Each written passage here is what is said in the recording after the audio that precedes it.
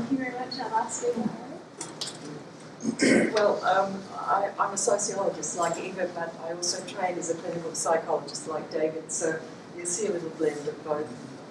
In here, I've spent the last 4 decades, I have to confess, looking at how, for a common denominator between the key social movements, workers, women's movements, post-colonial struggles and ecological struggles.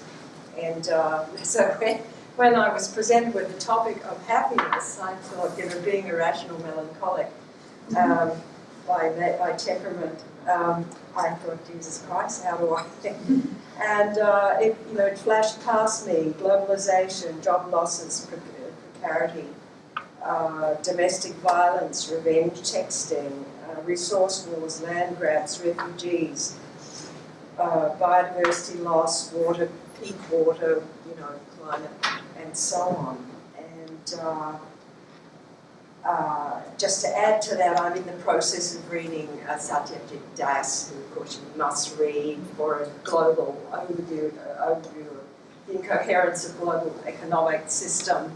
And in terms of environmental stuff, he's got a paragraph here which encapsulates something I've been trying to get across for a long time. The emission reduction, just in case you were sort of in love with renewables, the emission reduction potential of renewables is overstated, ignoring the true energy cost. Wind power requires steel towers made from metal smelted by coal-derived coke, or use furnaces using coal or gas-generated electricity. It also requires turbine blades manufactured from plastics synthesized from crude oils extracted using diesel-electric motors. New biofuel plantations require additional land clearing, resulting in deforestation. The emissions from this and from fertilizers and transportation may negate the benefit of renewables. We really need to find a bottom line. The Greens need to find a bottom line theoretical account which makes these various political struggles cohere and helps us to work towards a deep democracy. And so that's what my few points on this topic point towards. Because if the Greens don't do it, they risk falling into a kind of single-issue pluralism, which is a grab bag of political processes and strategies, but not necessarily getting to the root of contemporary civilizational problems. Happiness, of course, is, as David points out, and positivity and the erasure of negativity, absolutely critical to the functioning of this very oppressive capitalist society we have.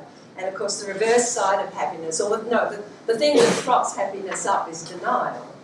And we know about denial. We're hearing a lot about it in the context of climate, but of course, we know about denial in terms of domestic violence, the murder of women. I think it's now in Australia 2 per week.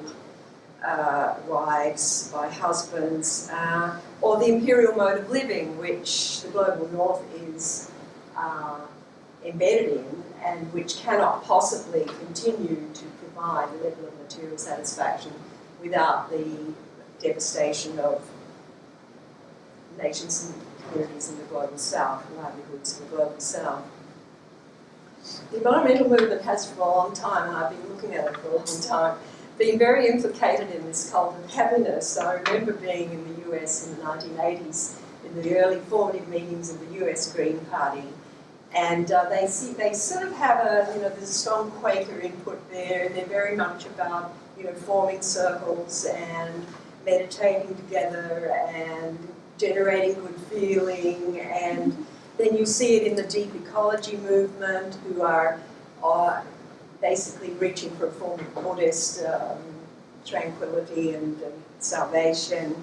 You see a technological version in it now, which is predominant in green ecological modernization, where there's a super happy reliance on technological fixes, which of course Satyajit Das has just exposed the problematic nature of.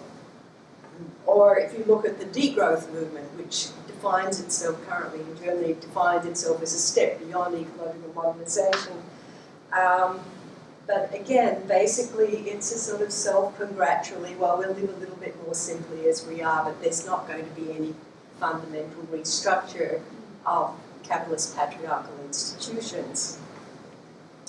Of course, in terms of happiness, and we really mean happiness, we only have to look at Cuba or Vanuatu, which I think score as nations, as communities of contentment very highly on UN indices. So we could really draw a lot of lessons about the kind of future that Eva is looking towards from taking lessons from these communities. Middle class psychology, happiness is critically important, and psychology itself, with its focus on, and including Freud, there was one point, I think, you can correct me, David, but where he said, well, really, all I can do is just help people adapt to the society, the circumstances that they're living in. He saw that as the function of his work, and not always, but that was one of the definitions. But this of course, this focus on adaptation disregards power relations and, of course, the medium of ideological nonsense that we live in.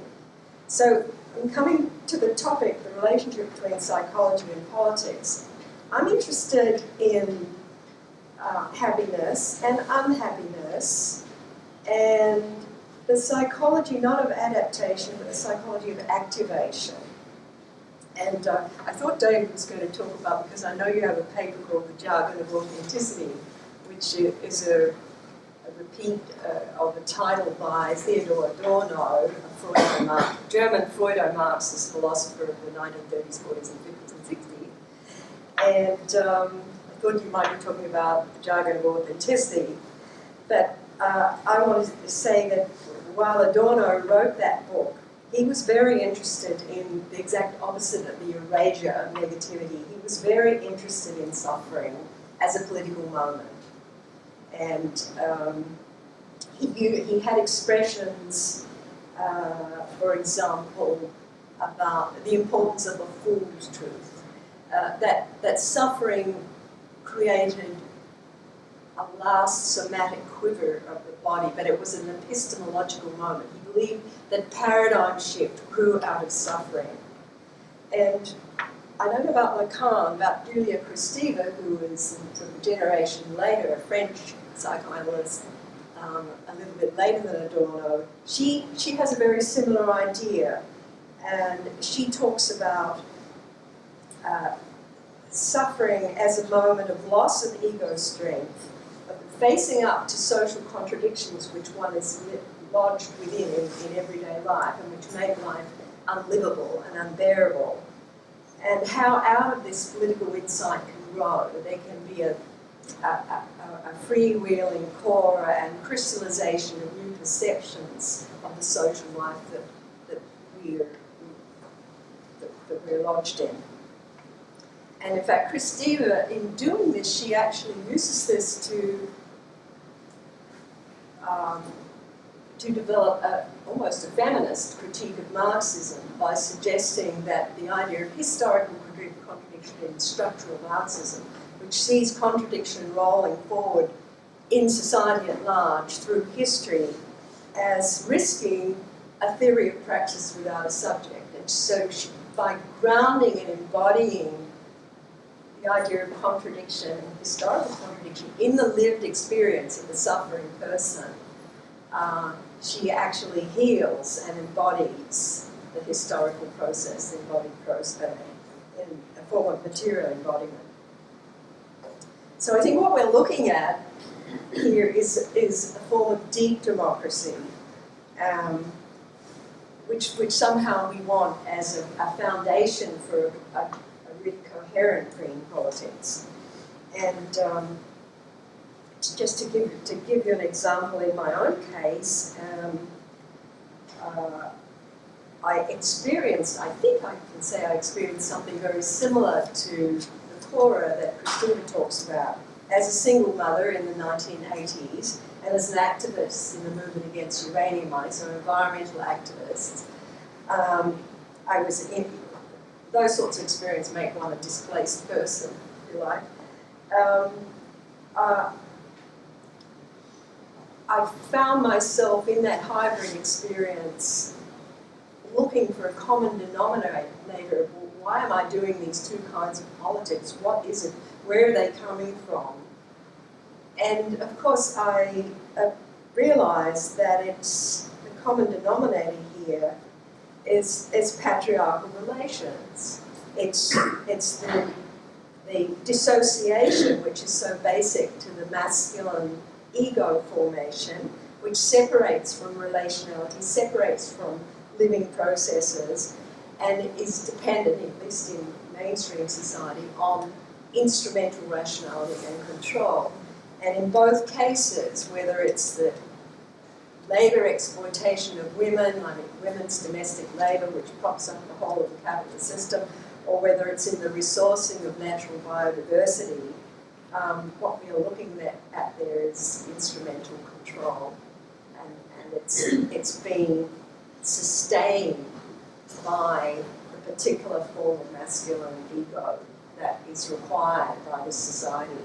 So my proposal for a deep democracy is that we do serve sociology by using psychology and the techniques of reflexivity and self-examination. We go into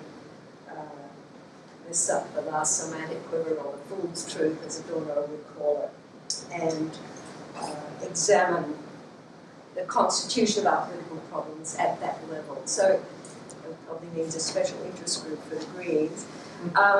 In terms of looking at the commonalities between, and you can actually link in the explanations of post-colonial politics as well as environmental and women's struggles. This book here, which myself and a bunch of women internationally put together in about 2009, 2010, Eco-Sufficiency and Global Justice. It has a lot of essays critiquing the global economic system from the perspective of the critique of instrumental rationality and capitalist patriarchal relations. So, go for it. Thank you.